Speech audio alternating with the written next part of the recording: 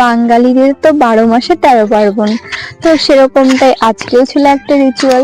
তো আজকে ছিল ভাই ছাতু, মানে পয়লা বৈশাখের আগের দিন যারা মানে নমশূদ্র তাদের বাড়িতে এই রিচুয়ালটা রয়েছে যে ভাইকে ছাতু দিতে হবে। তো সকালবেলা পুরো স্নান টান করে চলে এসেছি, ভাইকে এখন ছাতু দেবো। তো ভাইকে ছাতু দিলে পরে আজকে বোনেরা মানে ছাতু খেতে পারে না। আর সকালবেলা মানে আজকের নিয়মে সকালবেলা মানে ভাইকে ছাতু দিতে হয়। তারপরে ভাইকে ছাতু দেওয়া হয়ে গেলে তো সবার আগে চন্দনের ফোঁটা দিয়ে দিলাম, তারপর ধান দুব্বো দিলাম।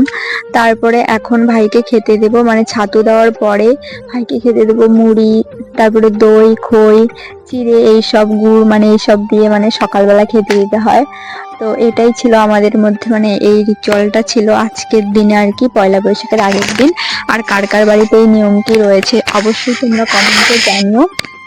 আর আমি আজকে একটা ছোট্ট মিনি ব্লগ করেছি, মানে বেশি একটা বড় ভিডিও হয়নি, শুধু মানে ছোট্ট একটা মিনি ব্লগ করেছি। তো অনেকের বাড়িতে এরকম মানে অনেক রিচুয়াল রয়েছে, তো সবকিছু তো আর ভিডিও করা সম্ভব না, তাই ভাবলাম ছোট্ট একটা মিনি ব্লগ করি আর তোমাদের সাথে শেয়ার করে। অবশ্যই কমেন্টে জানিও যে ভিডিওটি কেমন হয়েছে।